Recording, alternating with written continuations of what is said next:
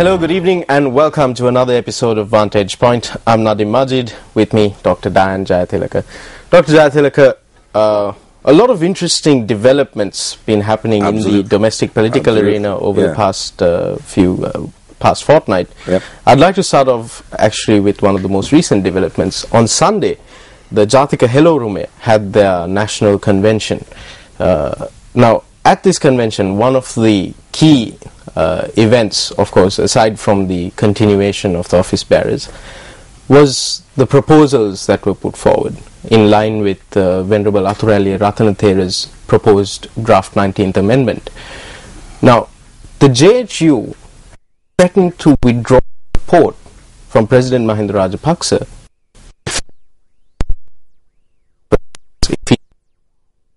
Do you think this is a credible threat for the President? No, not at the level of the presidential election. At the parliamentary election, yes, it's very credible. But a presidential election, Nadim, tends to wind up a zero-sum game. Even if he goes into the runoff. But the JHU did say, Uday Gammampila did say that, Athuraliya Ratanathera did say that if the President does not agree to these proposals, the JHU will be willing to join with opposition parties, with other parties, not opposition but other parties, and put forward a common candidate. Yeah, but who? I mean, how many votes is that person going to take? And are the votes going to come entirely from Mahinda, or are they going to come from Ranil as well? It's a spoiler candidacy, but a spoiler can spoil only if there is a narrow gap between Mahinda Rajapaksa and his main opponent, Ranil Wickremesinghe. If the gap is wide, as it is now, it's difficult to imagine a spoiler candidacy picking up, say, 10% of the vote and making a difference.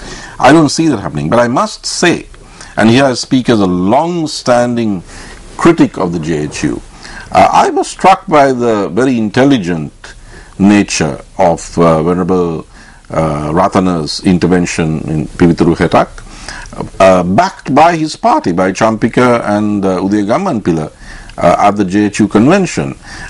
These people are not they're not stupid. It's an intelligent and well thought out move. They sounded sincere, concerned. I don't agree with some of the ideas, but some of the ideas are very interesting ones. And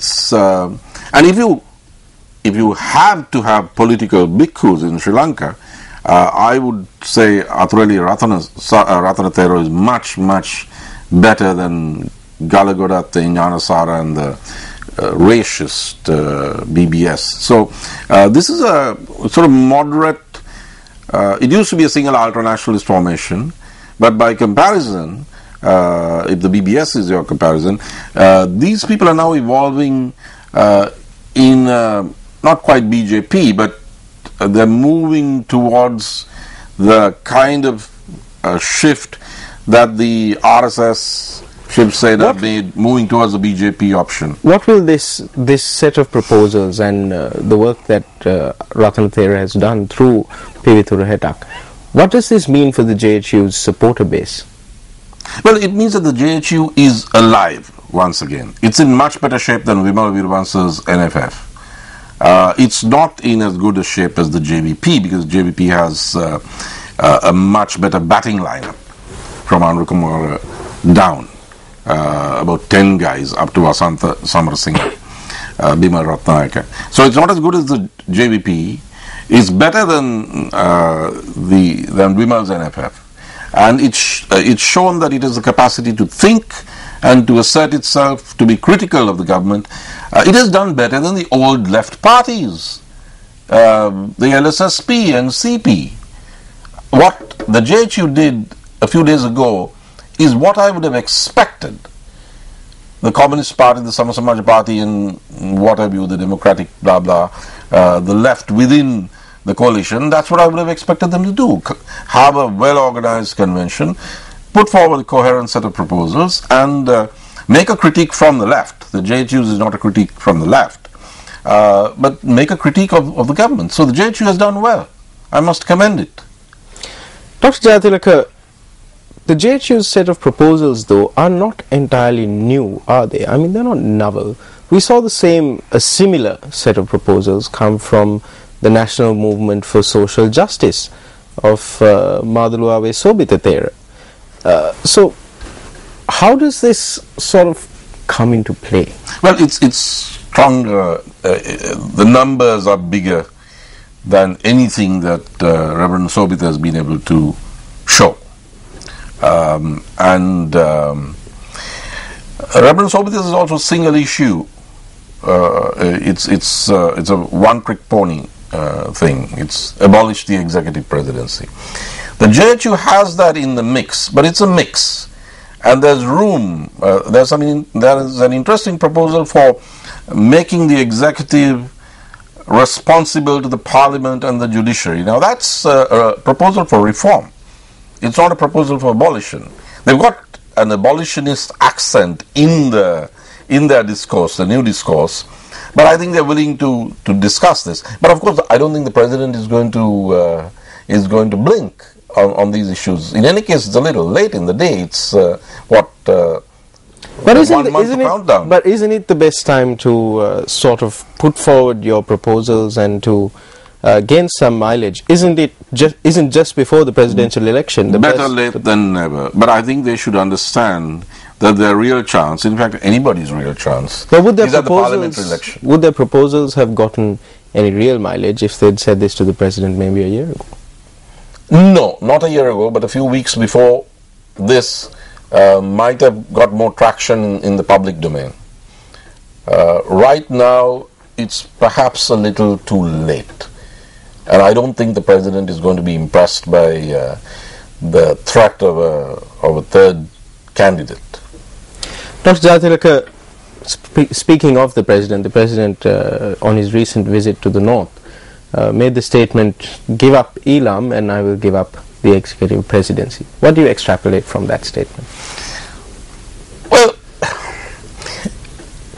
at one level I don't take it very seriously because... But who was that message for? That message was really for the South. He was engaging in a kind of a coded signaling. Of course, he put it very crudely. I really don't think that an executive presidency should stand or fall because somebody's calling for Tamil Elam. But what he's doing is he's saying it's subliminal. He's signaling. He's saying, "Look, guys, there's a threat out there. Do you really want to weaken the strong center?" Now, that's a very smart point. And even as a political scientist, I would say that that's a valid point. I mean, is this the time to weaken the strong center? Is it a valid point, or is it the president just sort of playing a trump? Has this Elam dream, which is the LTT has been defeated militarily in Sri Lanka. True, there are elements in the diaspora who are still holding to that ideology, but is the president just using this Elam card as a trump to consolidate his own power? He is using nothing but, as Henry Kissinger once said, even a paranoid has real enemies. I mean, you can be paranoid, but that doesn't mean they're not out to get you. So, but is it paranoia? It's part political paranoia. He's trying to strike a chord which would evoke political paranoia of a threat from outside. There is a threat. That threat is partly due to the incompetence of the Sri Lankan government itself, because the Tamil Elam project was reeling 5 years ago. If it has made a comeback, it has made a comeback not only because of its own resilience, but also because of the weaknesses of the Sri Lankan government's foreign and domestic policy. So the space has been created.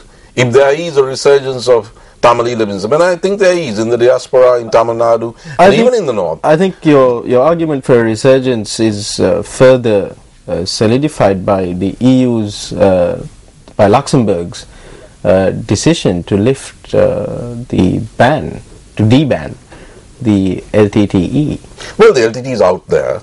It's not really the LTT that Velupille Prabhakaran built. That was the LTT army. And the Sri Lankan states thought that once it had defeated Prabhakaran's army and Potoma's intelligence apparatus, that was that. They forgot something. they forgot Anton Balasingham. Anton Balasingham built the international network of the LTT, and he did it brilliantly, and he was able to do so because he was an intellectual. And he was a very, very good intellectual in the service of a fascist cause. But he built a network of educated young Tamils, of professionals, of people who would go into the media in the West, into journalism, into the music industry, who are in the universities. Now that professional army, that intellectual army that Balasingham built for the LTT has beaten the Sri Lankan state in the global arena several times. Several times. Luxembourg is just the latest example. So, if the president is talking about a Tamilian threat from the outside and partly from inside, he has to look at how his own government has been performing, because the North, now Justice Vigneswaran made a statement the other day directly replying President Rajapaksa's interesting remarks in Kilinochchi, where he said that the TNA, the Northern Provincial Council, is not on board on development issues. He pleaded with them, keep politics aside, you do your politics, but let's do the development work together. And he said it's a dog in the manger. But right? Justice Vigneswaran's counter there was quite fair as well. I mean, you haven't had a development coordination meeting in the North in so many years, and now with the opening of Yaldevi and a presidential election around the corner, this is clearly political. That it's not of got course nothing. It's political, Nadeem. So is the Northern Provincial Council. It's all political. But then isn't it a little cheeky to ask them to set aside politics and come for the district development? No, I don't think it is, because I mean, look at the Sinn Féin, the IRA, working the Good Friday Agreement in Northern Ireland. I mean, they cooperated with the British state on education and on so many things. You have to separate out development issues. You have to unbundle your political contradictions, and the TNA, or rather the Northern Provincial Council's whole attitude, has been one of a separate state of mind. Nobody even congratulated or commended the government for restoring the Yaldevi. They commended the Indian government, which is good, and the government of Sri Lanka didn't commend the Indian government for the help that India gave, but there's not been a word of praise for the president of the government for doing this very important thing after 25 years.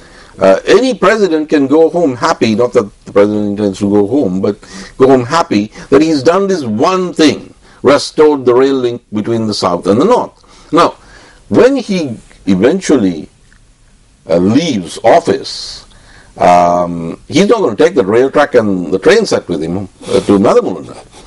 That's going to remain for the people of this country. Now, if you remember the Scottish referendum, the main argument made by those who were against an independent Scotland was, look, we are so linked economically, we'll have a lot to lose.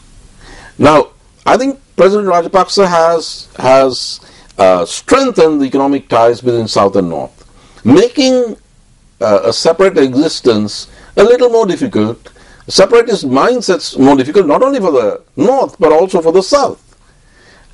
Because you're connected now. You're connected in a way that you can't change. People can come and go. You have free flow of goods and of people, and that's important. Now, nobody's giving him credit for that. On free flow of goods, though, I mean, okay, the president is due credit for Yaldevi. It's a historic achievement, bridging that gap with that rail link. But on the free flow of goods and people between the north and the south, what's your take then on the recent ban?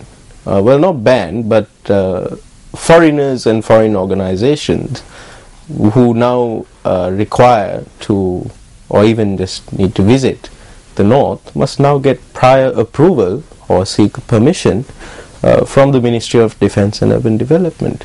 That's not really free flow, is it? That sounds very restrictive. It sounds sort of East Germany.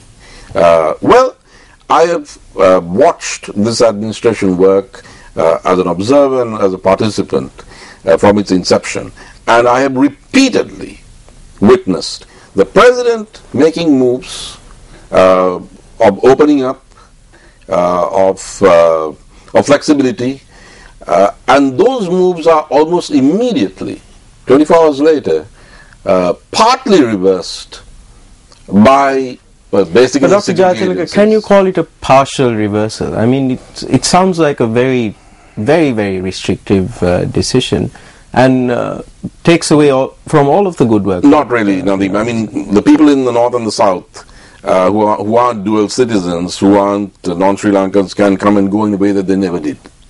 Not since 1985, when the Yaldevi was first hit by Tello in January of 85, and then again in 1990 it was completely destroyed. So it's like the British road building and railway building. There may be, another motivation for it, but it stays. The railway stays open. The train is back on track. Now, the restrictions, a new government or this government under different pressures can lift that. On balance, the Yaldevi is the more important. But what this shows is the mindset, the paranoid mindset, and the counterproductive activity of the security bureaucracy. Because the president in New York and in other places, his message has been come and see, it's normal, it's normalized, it's better than it was.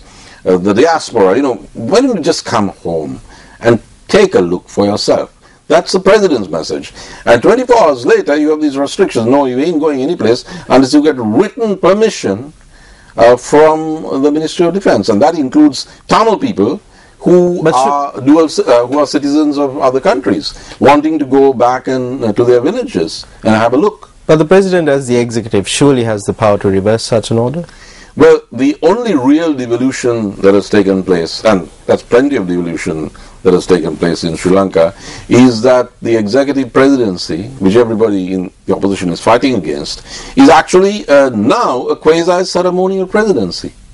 Real power is not wielded by him anymore. Then why should the people continue to vote for him? Because of the available alternatives, but he's still the lesser evil. But of the available alternatives, will the available alternatives also give you a security bureaucracy? By voting for the incumbent, aren't you ensuring the continuity of the security bureaucracy that you speak of? Now we have two sets of problems in Sri Lanka as citizens. Actually, three. One, the issue of democratization. Two, the issue of management of our external relations. And three, the ethnic problem.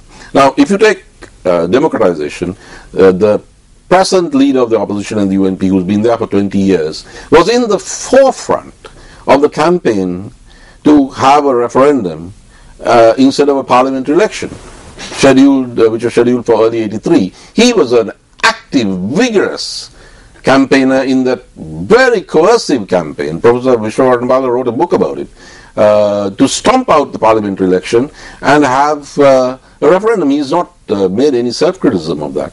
His track record on issues of democratization has been very bad. He was on the far right of the J.R. Jayawardena administration, one of the most authoritarian figures. The JVP knows that because of what happened in Mahara. That was Vijay Kumar, the JVP, because of the student issues. In Mahara, there was a shotgun blast at Vijay, which his bodyguard took and died. The political boss of the UNP's campaign in Mahara, the official head of the campaign, not the candidate, was the present leader of the opposition in the UNP. And then there's also Batalanda. So on the issue of democratization, Mahinda Rajapaksa is still marginally better. He's not called off elections. He has too many elections. I mean, this is a sort of a surfeit of elections. That's his answer to anything. But aren't these too many elections, these staggered elections? Every year is an election year. Isn't that equally as bad? No, it's not as bad. I mean, you go to a country that you don't get a chance to vote. I was part of the generation that had witnessed for the first time in Sri Lankan history an arbitrary decision not to have a parliamentary election. And they went on for 6 years and the country exploded. You had a bloodbath in Sri Lanka. July 83 would never have happened if not for the referendum of 82 and the closing off of all safety valves in the country. Or it wouldn't have been worse than 58. It was much worse than 58. Now, Mr. Wickremesinghe was right in the forefront of that. And as far as external relations are concerned, Nadeem, the present government, I mean, its foreign policy is a joke. But the declared foreign policy perspective of President Rajapaksa, as enunciated by him personally at the UN General Assembly, is something that, I can live with. It's not bad. It's good. Mr. Wickremesinghe was made the Deputy Foreign Minister in the 1977 administration by President J.R. Jayawardena. He was fired by J.R. Jayawardena from that post in 1 year because his foreign policy was way out of line with the foreign policy of Mr. Hamid, the foreign minister, and President Jayawardena, who took over the chair of the non-aligned movement. Way out. And when he was Prime Minister, the whole world was against the US war on Iraq.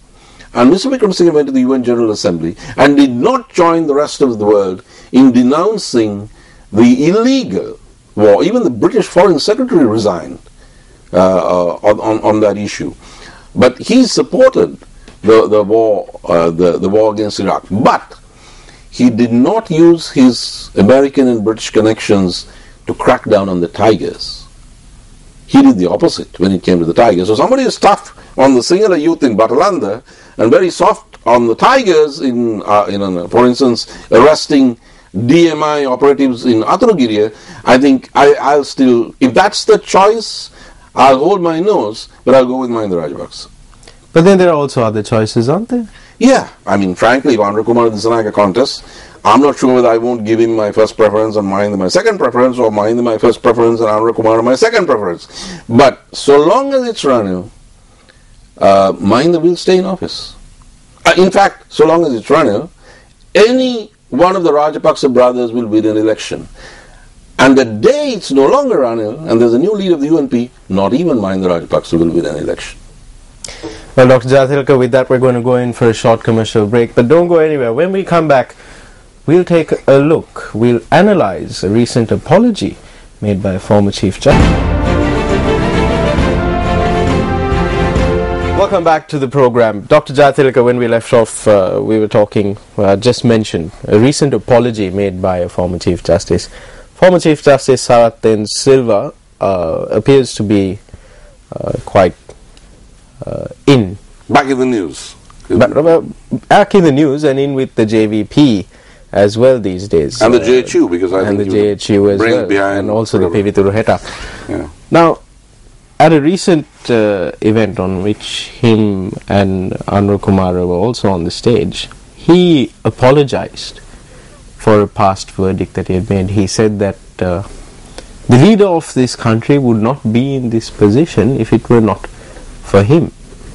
What do you make of Justice Silva's apology?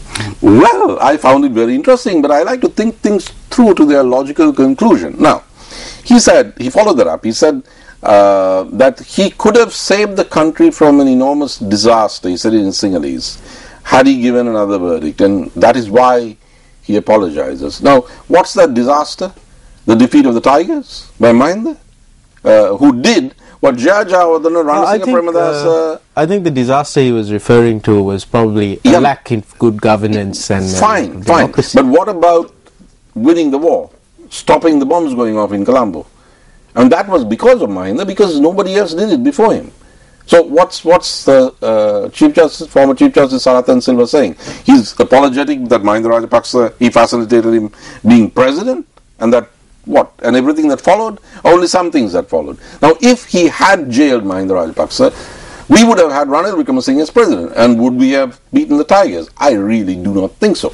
There's something else. Now, Mr. Sarath Silva says he apologizes for his judgment, for his decision. Now, that decision could have been wrong. He now thinks it's wrong. It could have been wrong for only two reasons. One, he got his law wrong, and he gave the wrong verdict. Or he knew what was right in legal terms, but he decided to give another verdict. Whichever way, it's bad. It's bad news. And if a person can say that 10 years later, how do I know, how do you know that 10 years from now He's not going to turn up and say, hey guys, I'm really sorry I said that Mahinda Rajapaksa can't run for a third term. I got that one wrong. I mean, come on, he can do the same thing. If you thought it was wrong to do so and you were right then, you're right now. If you thought you should have locked him up but you didn't for some other reason, then how can we trust you on anything? I've got a question for Honorable Sarathan De Silva. He's apologetic about not locking Mahinda Rajapaksa up over helping Hambantota. What about apologizing for supporting this government in the matter of the impeachment of Srirani Bandaranaike, which he did? He went out there and he battled for this government. He and GL Pires, GL is a cabinet minister. He does what he's asked to. Honorable Sarathan Silva is a citizen. And he supported the disgraceful impeachment of Srirani Bandaranaike. And now he's what? Mr. Clean. And the JVP wants to associate themselves with him. Come on. As you mentioned, he's now a citizen. He doesn't hold position in the government or in the judiciary. What are his motivations? I'm no psychoanalyst, Nadeem, but I do have a problem. I listen to this stuff, Mahinda, can he run for the third time? Did the 18th Amendment contain this phrase or the other? And then I go to my calendar and I check which year is this? Oh, it's 2014. What were these guys doing for 4 years? The 18th Amendment, bad as it was 2010. Didn't Mr. Sarath Silva know everything he knows now about the 18th Amendment? Didn't he read it? Didn't he scrutinize it? Didn't he consult his law books? What was he doing for 4 years? Why didn't all these guys, the Bar Association, all these civil society organizations, petition the Supreme Court at that time? At least we would have heard this argument about the fine print and the retroactive nature and so on. And they could have got this opinion from Professor Suri Ratnapala, who is, of course, a very credentialed professor of law. But I think at that time, Dr. Jayathilaka, those organizations were probably more worried about the doing away with the independent commissions and the centralization of power in the executive. What about Honorable Sarathan Silva? Why didn't he petition the Supreme Court? Why didn't he write an article to the newspapers at that time, pointing this out? Why now? 4 years, no, nothing. I mean, when the media, when you or somebody asked me about Geneva, the coming session, say 2012 or 2013, 2014, you ask me beforehand, I tell you what I think. Even if nobody asks me, I write an article. And as soon as it's over, I analyze it. I mean, I don't do that 4 years later. Where would be my credibility if I said, hey, 2012, Sri Lanka lost, this is what they should have done. I mean, there's something, what's wrong with this picture? It lacks credibility. Picture needs some pondering over. What does this mean for the opposition, though? This whole issue of the third term, I think, the President has proven in the past that he has a way of getting his way. So I think we can safely assume that the President will be running for a third term. That's why he brought in the 18th Amendment. What does this mean for the opposition? What does it mean if as Honorable Sarathan Silva says, if it is in violation of the Constitution, what does it mean for the country to have a leader who has been elected in violation? Well, that's an opinion. These matters are deliberated by the courts. Now, it may be the case that the courts are stacked in favor of the incumbent. Well, that's the way the system works. It's not a good thing, but that's the institutional process. Now, 200 people sitting in an auditorium can't say that this is illegal. They can say it's illegal, but it has no weight because there's no validity. You have to file a writ in the courts and at least debate these issues. And if the court rules one way, well, if you're a law-abiding citizen, you go with the verdict. Why haven't these parties gone to the courts? I mean, they're paralyzed. This is a pathetic opposition in that sense, Nadeem. I've been around Sri Lankan politics for about 50 years because my dad introduced me to all the major political players from the age of 7. I have never seen so pathetic an opposition. I've seen an opposition reduced to 8 seats, and I've seen how they fought. The opposition under Jaya Jayawardena at one time, the opposition under Anura Bandaranaike in Parliament, with Anura Bandaranaike, Sarath Muthiregama, and a handful of MPs. I've seen the opposition led by Amithalingam. Now, those are oppositions, Nadine. I remember Jaya telling my dad, I mean, we were neighbors, so, he used to talk fairly often with my father. And he said, Mervyn, I'm going to tie them up in litigation. He was always on the offensive. From the moment he took over the leadership of the party in 1973, they were never on the defensive.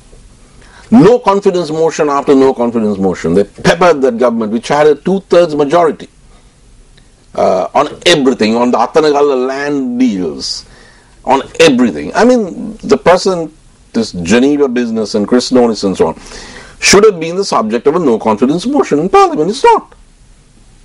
The opposition is neither challenging the government in the courts, nor is it challenging it adequately in Parliament through no confidence motions.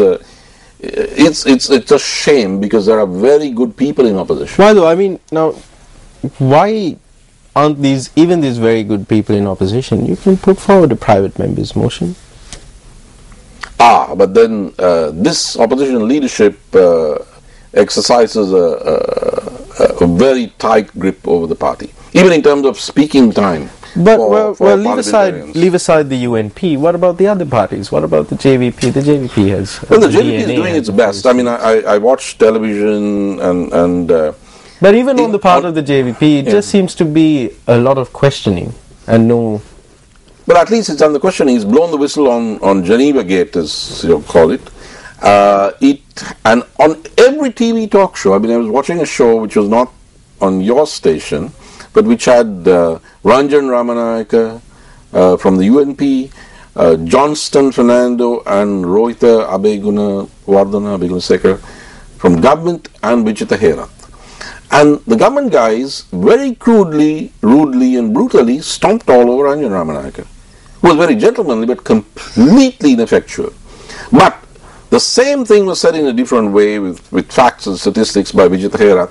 And the government guys, they were very respectful of Vijita Herath. The only people who are making a coherent critique, a rational critique of the government, an effective critique, are those young JVP guys. Now, I ask myself, why would the UNP send poor Ranjan Ramanayake into that debate instead of sending some of their top debaters, Sujiva Senasinghe, Buddhika Patirana, Harsha De Silva, Eran Vikramaratne, of course Sajid Premadas, but in case they don't want to send their deputy leader, there are 4 or 5 others who are very good. Why don't they send them into the television studio? What do you make of this new committee that has been appointed to steer the UNP's national election campaigns, the G20 as they are being called? What do you make of this committee? there are a few good guys, heavyweights in that committee. Look, you've got the joke about a duck-billed platypus. They say God created all the other creatures, and then He appointed a committee which created the duck-billed platypus. So, I mean, you can't run elections with unwieldy committees. And I think on your station, one of the most effective general secretaries of the UNP is Sirisena Kure, who was Premadas's campaign manager in 1988 and pulled off that miraculous electoral victory with Premadasa and for Premadasa in late 88. He did say it was a good idea. Well, he said it was a good idea, but then, that's Kure, you have to wait for the punchline. And then he said, in that very gentle manner, he said, but there's one thing I can't figure out. If we were doing this, we would do it on the basis of which UNP personality has the proven capability of getting the most votes in each district, and we'd bring them together in this group of 20. And he says, where's Buddhika Patirana? And then he goes on to say, where's Harsha De Silva? So, Harsha was asked this. Let's talk about Harsha's sudden oath of silence at this press conference. What do you make of that? Well, he said... Is he disappointed that he's... well, I don't know. He says he likes Simon and Garfunkel's Sounds of Silence. So that's probably it. I mean, he's one of the best debaters in Sri Lankan politics today. He's carrying the battle on the economy, he and Iran, to the government. And he's not on that committee. I just don't get it. I don't get it. Do you think that committee... This is not a campaign. This is not a UNP ready to face Mahinda Rajapaksa at a presidential election. But do you think this, because it's not just for presidential, but national elections, this committee has been appointed for, do you think they'll make an impact come a parliamentary election? These G20? Nothing. Look, I mean, at base, I am a political scientist. That's what I am. That's what I do. So I look at these things differently. What I see is something else. It's nothing to do with, okay, the dice is loaded, but it's not the dice of Mahinda Rajapaksa being the president and the 18th Amendment and all of that stuff. There's something else going on here. The other day I met your fellow anchor on the Sinhala program, Dharmashri, at a premiere of a Sinhalese film which has won awards in Britain and United States and so on. And we were watching this, before we watched the movie, the shorts came on. And there was this movie called Maharaja Gamunu, right? Now this is only the latest in a long line over the last several years of historical romances, of martial movies that millions of people in Sri Lanka have been watching. And you listen to it, the discourse is very clear. I'm fighting this not against the Tamils, but for humanity. It's a humanitarian operation, right? And for Buddhism and for the land that protects Theravada Buddhism, right? So, basically, Nadeem, as a political scientist, what I see is that public consciousness has been molded. The ideological dice is what's loaded. The ideological battlefield has been prepared. Every time there's an election, Mahinda Rajapaksa gets into his Maharaja Gamunu gear. Just as Chandrika and her mother before her used to get in 1999, in Chandrika's case, into their sort of Vihara Mahadevi gear, right? Now, it's not that you can't beat this, but what the UNP does is every time there's an election from 1999 onwards against Chandrika, they send the same guy. And what does the average singular voter see? He sees Maharaja Gamunu or Vihara Mahadevi or whatever on this side, and then he sees Don Juan Dharmapala or whoever on the other side. Now, the choice of candidate triggers the psychological reaction on the part of the voter. A different candidate would make that entire battlefield preparation nonsense, because he could come round the flanks, he or she, or the rear of the government, and hit it very hard on the flanks and the rear. But Ranil versus Mahinda, it's Maharaja Gamunu versus whoever else, and I'm not betting on the other guy. How do you break such an ideological... You're saying that the ideological battlefield has already been prepped. What would it take to break... It is so easy, Nadeem. It's so easy. Again, I'm talking as a political scientist. But if it is so easy, why has no one done it? First, let me tell you how it can be done.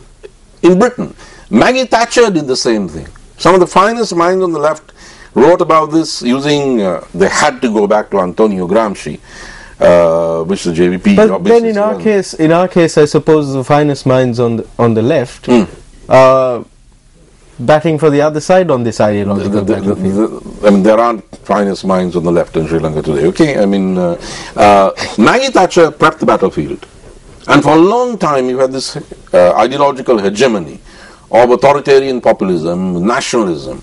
How did the Labour Party finally break it?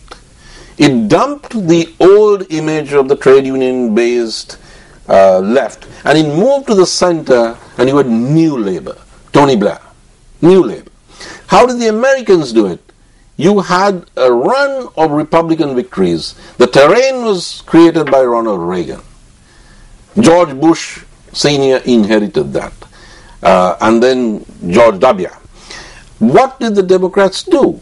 They knew that you can't go with the Carter-Kerry line, so they shifted to the center. You had the DLC, the Democratic Leadership Council, which created Bill Clinton from Arkansas, and then Barack Obama. So that's the way it's done. The UNP keeps using the same guy. I mean, your station ran a line of Albert Einstein the other day in singular.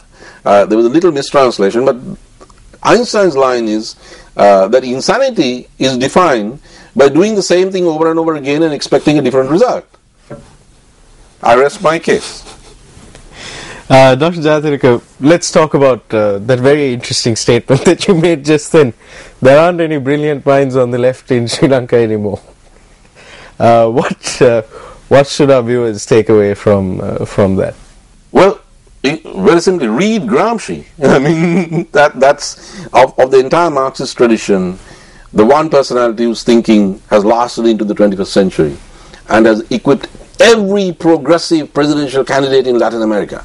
There is not a single Latin American progressive movement that isn't in office, and there are plenty in office now, which was not neo-Gramscian.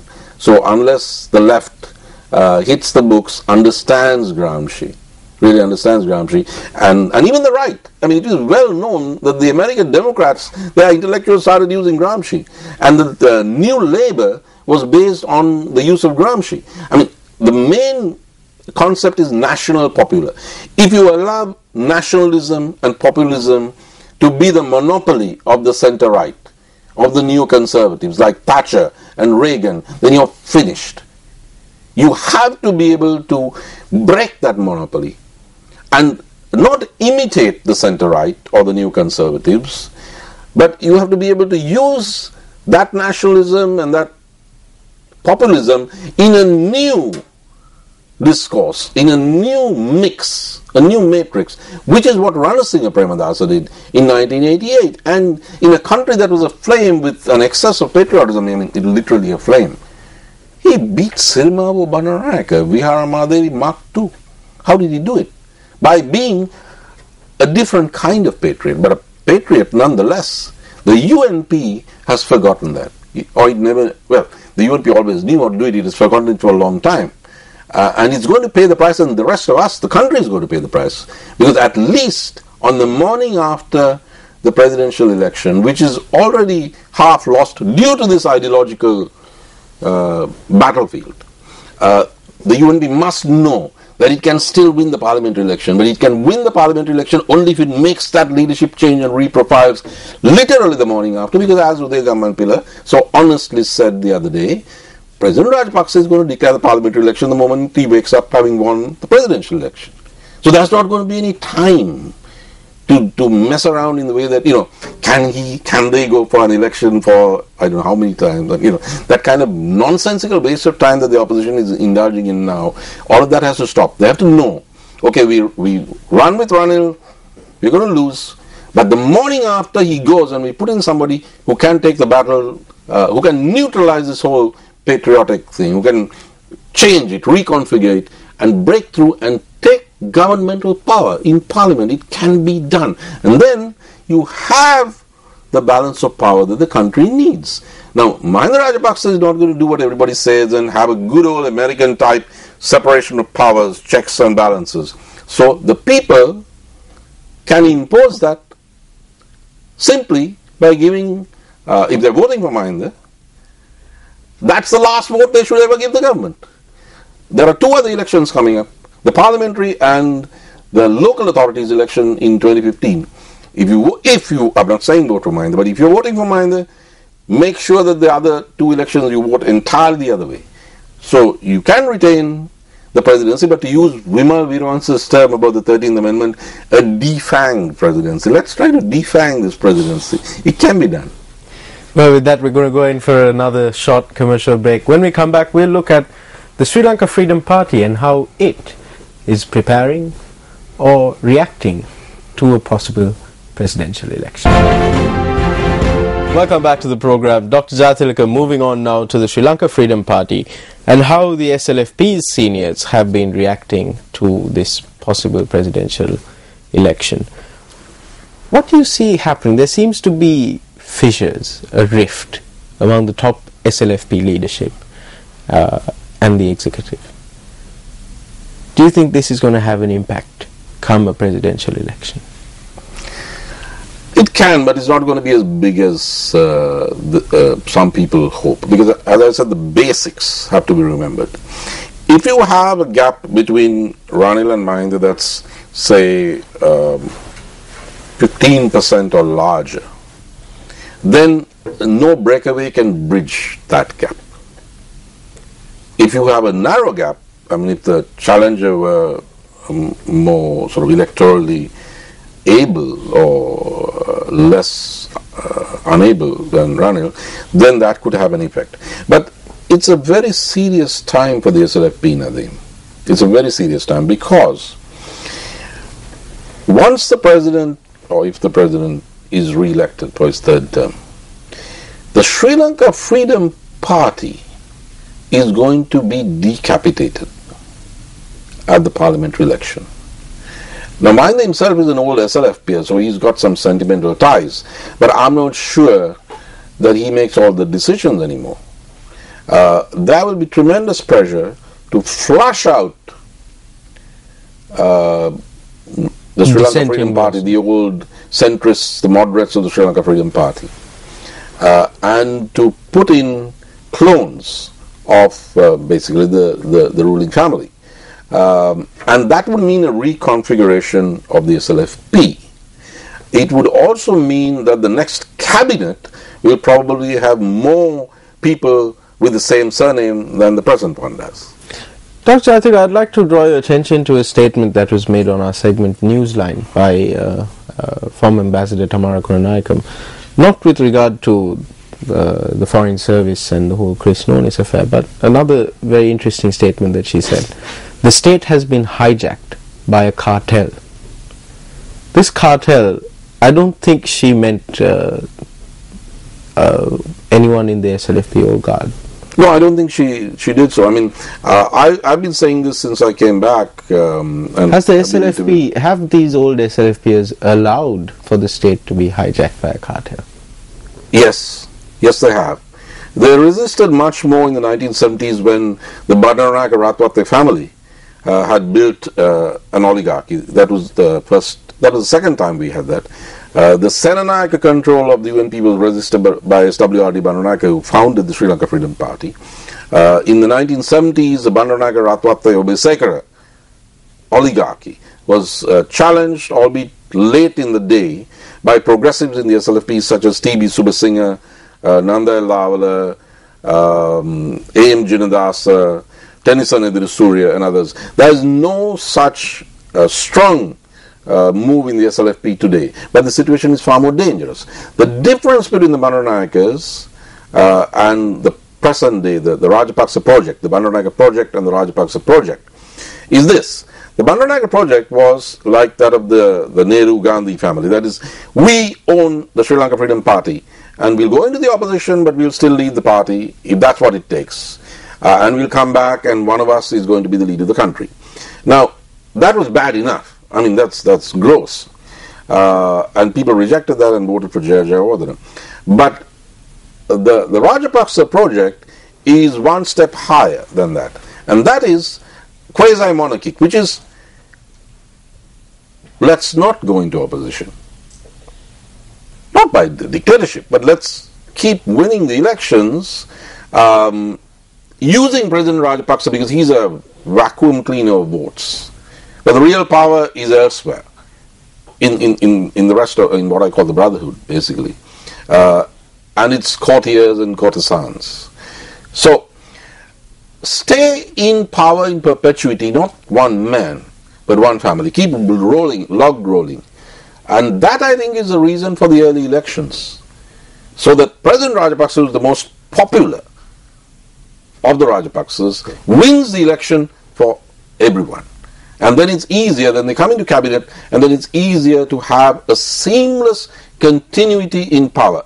It's a step up from or down from the Bandaranaike project of family control, but you know, will the it's not a good thing. SLFP, will the SLFP, All Guard, let their party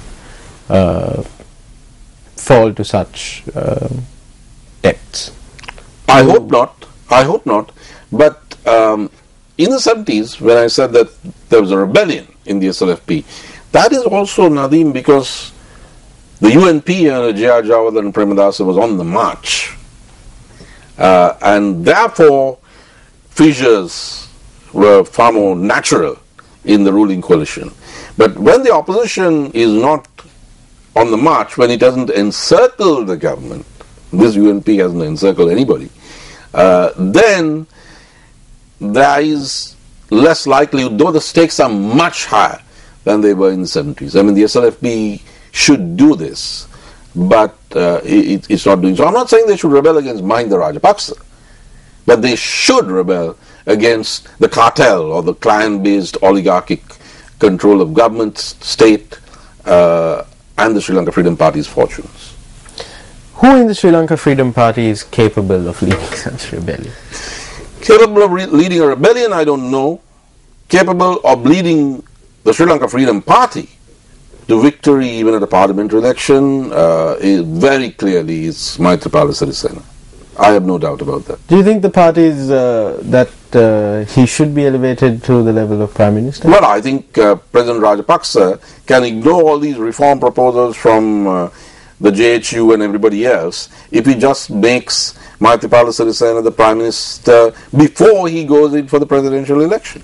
Then the SLFP will be reassured. How would that, please clarify for me, how would making Maithripala Sirisena the Prime Minister before the presidential election enable the President to forget about all the reform proposals being put forward?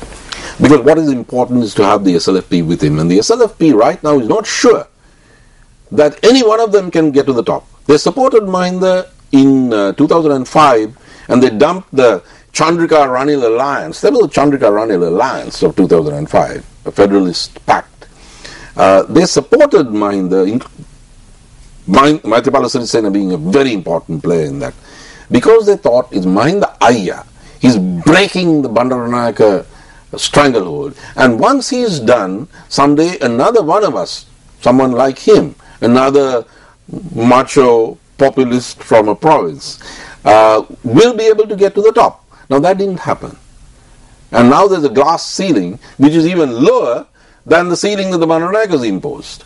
And the ministries which Chandrika began chopping up into a fruit salad has now been chopped up by President Rajapaksa into what is known in Sinhalese as a malung.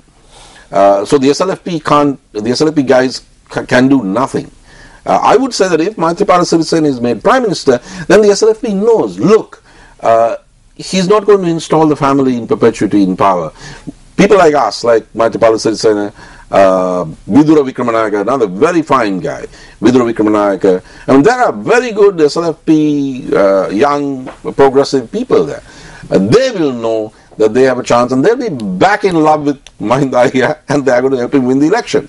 Now, he can win the election on his own, but can he win the parliamentary election with only a family-based machine? I mean, what is the SLFP going to defend? The Rajapaksa family?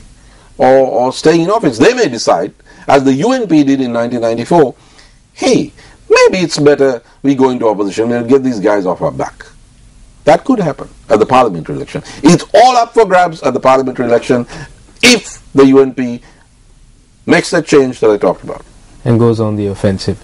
Well, change the leadership, go on the offensive. Dr. Jayathilaka, unfortunately we're short of time. It's been a very enlightening discussion. Thank you very much for being with us here on Vantage Point. As always, it's an absolute pleasure. Thank you very much. Don't forget, you can also follow us on Twitter at Newsfirst_EN. If you missed out on any previous episodes of Vantage Point, you can catch up on our website, Newsfirst.lk. Just look for the Vantage Point banner. I'm Nadim Majid. Good night and goodbye.